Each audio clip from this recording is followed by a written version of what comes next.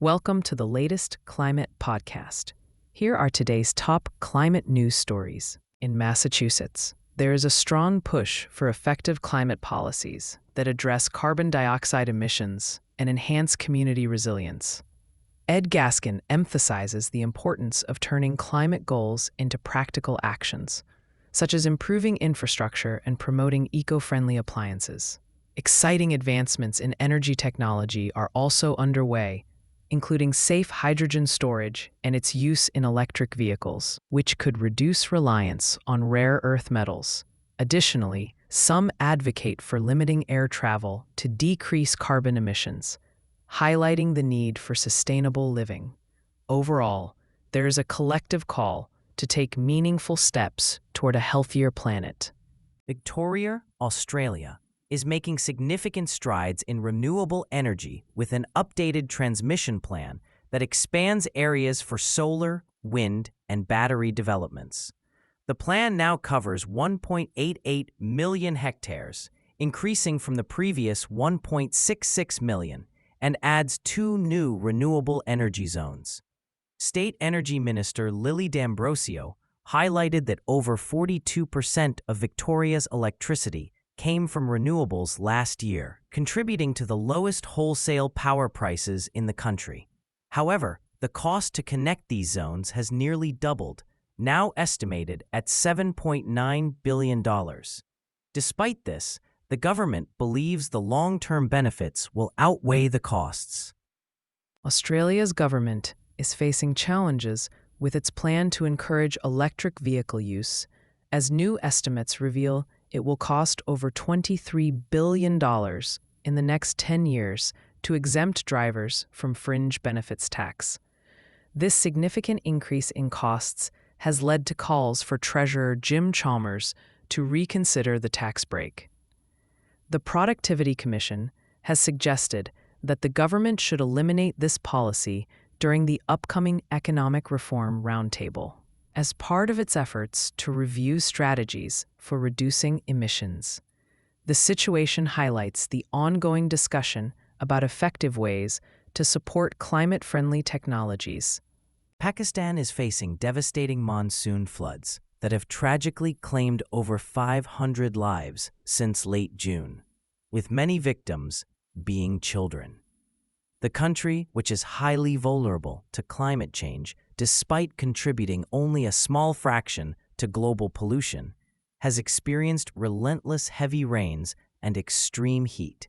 Notable incidents include over 180 deaths in Khyber Pakhtunkhwa due to flash floods and severe flooding in Punjab, where nearly 9 inches of rain fell in Rawalpindi. The climate crisis is intensifying these weather events, leading to catastrophic consequences for the nation and its people. Northern China is facing serious challenges due to devastating floods caused by a stagnant East Asian monsoon, which has brought unprecedented rainfall since July. Tragically, at least 8 people lost their lives in Inner Mongolia when a river overflowed, sweeping away campers in Bayan Nur City. Climate change is contributing to these extreme weather events, threatening lives and the economy. In response, the central government has allocated 430 million yuan for disaster relief, aiming to support affected communities and address the significant impact on agriculture and infrastructure.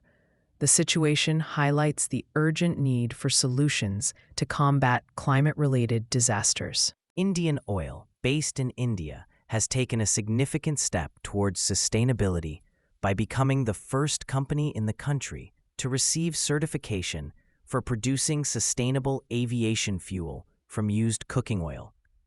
This exciting development showcases IndianOil's dedication to environmental responsibility and innovation.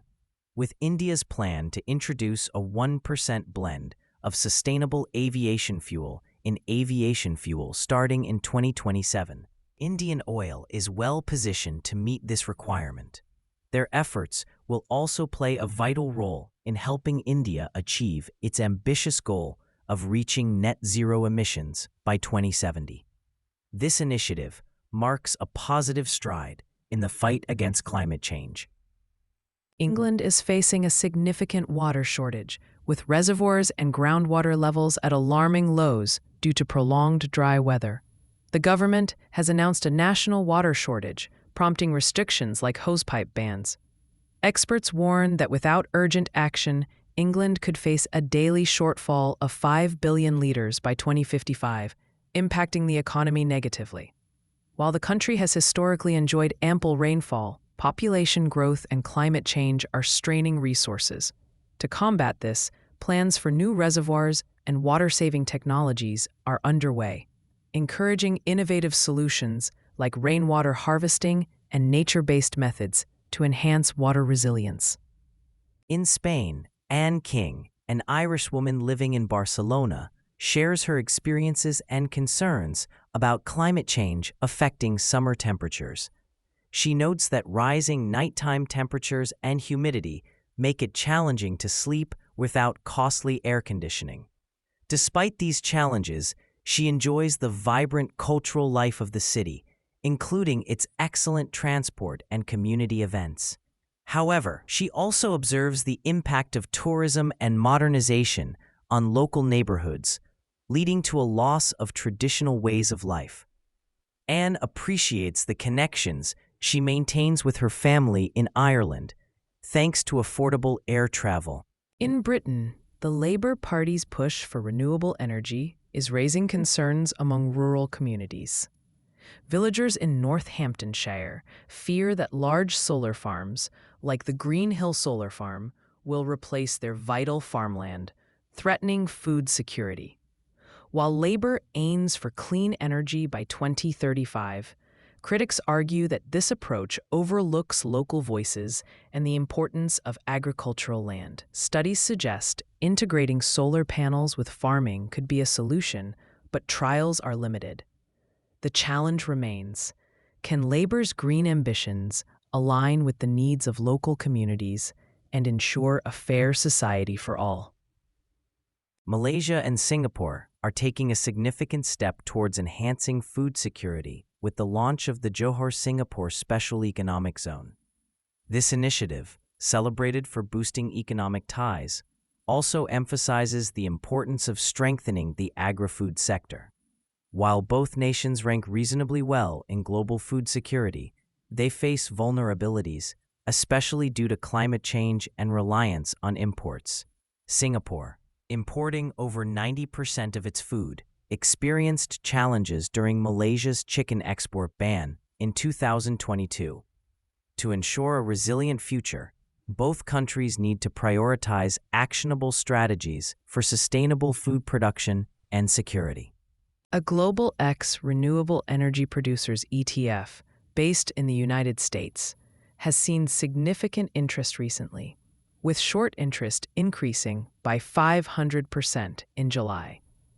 Hedge funds are actively investing in this ETF, with notable purchases from Raymond James Financial and Jane Street Group. The stock is currently trading at $10.02, showing a positive trend with a market cap of $25,040,000. Although the ETF recently cut its dividend, it remains a key player in the renewable energy sector, reflecting growing investor confidence in sustainable technologies. Overall, this ETF highlights the increasing focus on renewable energy investments. The United States is embracing nuclear energy to meet the growing power demands of AI data centers, which will require 150 gigawatts annually by 2030. The U.S. Department of Energy is fast-tracking 11 companies to develop pilot reactors by 2026. Nuclear fission is highlighted as a much safer alternative to fossil fuels, with only 3 major accidents in 70 years. While the U.S. is currently behind China in building advanced reactors, various innovative startups are emerging to support this energy transition. Although nuclear energy won't replace renewable sources immediately, it is crucial for powering the future of AI technology.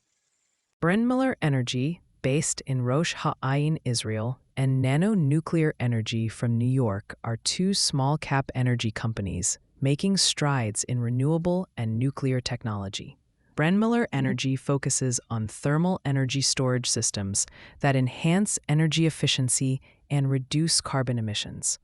While it has higher revenue and less volatility, Nano Nuclear Energy boasts a promising consensus target price, indicating potential growth. Analysts favor Nano Nuclear Energy for its upside, despite Brenmiller outperforming in several financial metrics.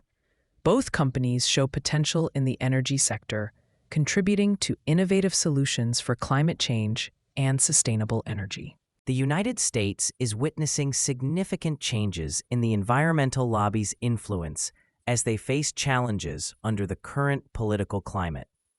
After a period of optimism during the Biden administration, the shift back to fossil fuels has led to feelings of grief among activists. They are moving through stages of denial, anger, bargaining, and depression as funding dwindles and lawsuits multiply. Organizations like Greenpeace and the Sierra Club are struggling with internal conflicts and layoffs. While some activists cling to hope for a comeback, the reality is that public support for their agenda is waning, leading to a reevaluation of their strategies. Japan is leading the way in innovative technology by turning footsteps into electricity with piezoelectric sidewalks. This remarkable system captures the energy from the millions of footsteps in crowded places, like the bustling Shinjuku station in Tokyo, where over 3.8 million passengers pass daily. Since 2008, Japan has embraced this renewable energy source, showcasing its commitment to sustainability. With its advanced technology, including robots and the fastest internet in the world, Japan is creating a cyberpunk future that combines everyday life with energy efficiency. While this technology is not yet widespread globally, it highlights Japan's pioneering spirit in addressing climate change. In India and Pakistan, devastating flash floods caused by climate change have tragically resulted in over 300 deaths and left many missing. Torrential rains triggered these floods, particularly affecting Indian-controlled Kashmir and Khyber Pakhtunkhwa in Pakistan. Rescuers have saved around 1,600 people, but search efforts continue for those unaccounted for. Experts note that such intense weather events are becoming more frequent due to global warming. A recent study revealed that rainfall in Pakistan was significantly heavier this summer, highlighting the ongoing impact of climate change. The region is facing serious challenges, but rescue operations are actively underway. In Australia, a secretive consultancy group called Whitestone Strategic has bombarded Liberal MPs with emails urging them to abandon net zero targets, claiming these policies harm the economy. The emails, which some MPs likened to automated messages, demand immediate action or risk losing support. Despite this pressure, Liberal Senator Andrew McLachlan emphasized the importance of maintaining emissions reduction targets for climate action. As the Liberal Party reviews its energy policies, the opposition leader has not yet committed to net zero, while some coalition members are actively lobbying against it. The debate continues as Australia navigates its climate strategy. France is currently facing a heat wave, prompting discussions about air conditioning and climate responsibility. The French government advises that air conditioning should mainly be used by vulnerable individuals, suggesting fans and other methods to stay cool instead.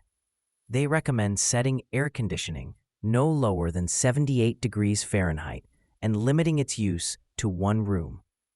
This aligns with the European Union's goal of achieving net zero carbon emissions by 2050. Additionally, the French Education Ministry is promoting strategies for schools to help students cope with the heat.